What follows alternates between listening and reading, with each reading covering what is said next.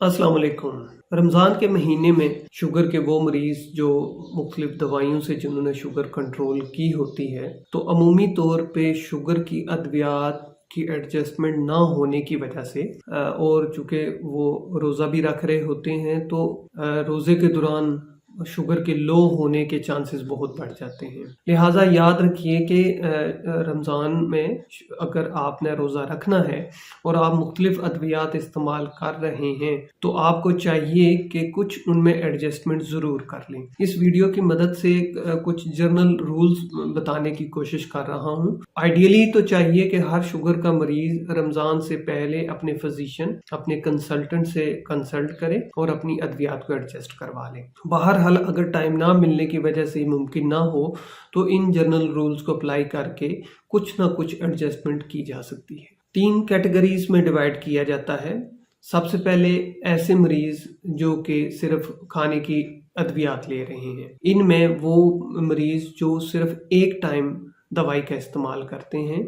तो रमज़ान के दौरान अगर ऐसे मरीज रोज़ा रखें तो वो एक टाइम दवाई की वही मिकदार अफ्तार के टाइम ले और उनको सहर के टाइम दवाई लेने की ज़रूरत नहीं है। वो अफराद जो कि सुबह और रात को शुगर की दवाई इस्तेमाल करते हैं, यानी सहर और अफ्तार में उनको वही दवाई लेनी पड़ेगी, लेकिन डोज ज़रा मुख्तलिफ हो जाएगी। जो वो खुराक सुबह नाश्ते के साथ लेते थे वो अब अफ्तार के साथ लेंगे और मिकदार तकरीबन वही रहेगी। लेकिन जो वो रात को दवाई इस्तेमाल कर रहे थे वो दवाई आधी डोज में सहर के टाइम लेना शुरू कर दें तो इंशाल्लाह उनकी शुगर भी कंट्रोल रहेगी और उनको कोई कॉम्प्लिकेशन भी नहीं होगी। इसके अलावा वो मरीज जो कि दिन में 3 दफ़ा दवाई इस्तेमाल करते हैं तो उनको अपने रोज़ा रखने के बारे में और अद्वियात की एडजस्टमेंट के बारे में अपने डॉक्टर से ज़रूर रजू करना होगा। ऐसे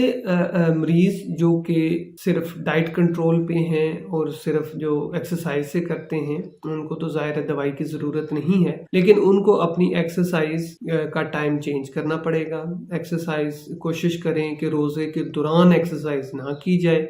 एक्सरसाइज का बेस्ट टाइम सहरी करने से पहले का है। लेकिन ऐसे अफराद वक्तन फ़क्तन अपनी शुगर पे नज़र रखें क्योंकि रमज़ान के दौरान उनकी शुगर मुतासर हो सकती है। तीसरी कैटेगरीज में ऐसे लोग जो कि इंसुलिन इस्तेमाल कर रहे हैं। हमारे यहाँ सबसे ज़्यादा 70-30 इंसुलिन इस्तेमाल की जाती है जो कि 2 टाइम लगाई जाती है, एक सुबह के टाइम और एक रात के टाइम। अमूमी तौर पे सुबह की डोज ज़्यादा और रात की डोज कम होती है।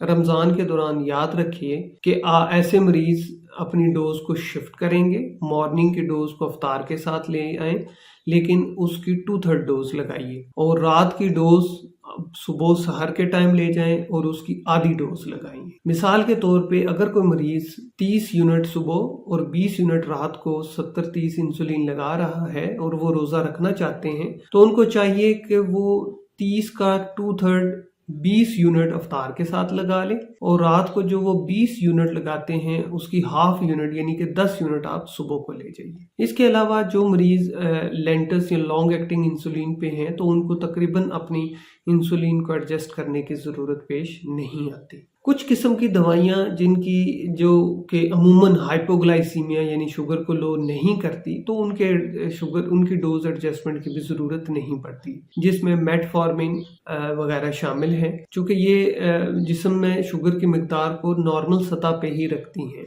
लेकिन अगर कोई मरीज सल्फोनाइल यूरिया जिसमें डाइनल, गैट्रल या इस तरह की दवाइयाँ शामिल हैं तो ये चूँकि खाने के फौरन बाद की शुगर को कंट्रोल करते हैं तो इनके साथ हाइपोग्लाइसीमिया होने के चांसेस हैं। तो कोशिश करें कि ऐसी अद्वियात अफ्तार के टाइम ही इस्तेमाल की जाए। हाल ही में कुछ ऐसी अद्वियात भी आई हैं जो कि शुगर को तो बहुत अच्छा कंट्रोल करती हैं, लेकिन वो थोड़ी सी जिस्म में डिहाइड्रेशन भी पैदा करती हैं। डिबेक्लिफ्लोजिन डेपा के नाम से और इम्पैग्लिफ्लोजिन एम्पा के नाम से मिसाल के तौर पे बता रहा हूँ है। अगर कोई शुगर का मरीज ये अद्वियात इस्तेमाल कर रहा है और वो रोज़ा रखना चाह रहा है, उसको चाहिए कि अपने हाइड्रेशन स्टेटस बहुत अच्छा रखें। अगर ये दवाई कोशिश करें कि ये दवाई अफ्तार के टाइम ही इस्तेमाल की जाए اور رات کو وقتاً فوقتاً پانی پیا جائے اور پانی کا انٹیک زیادہ کر دیں۔ اگر اس دوائی کو صبح استعمال کریں گے تو آپ کو روزے کے دوران ڈی ہائیڈریشن ہونے کے چانسز بڑھ سکتے ہیں۔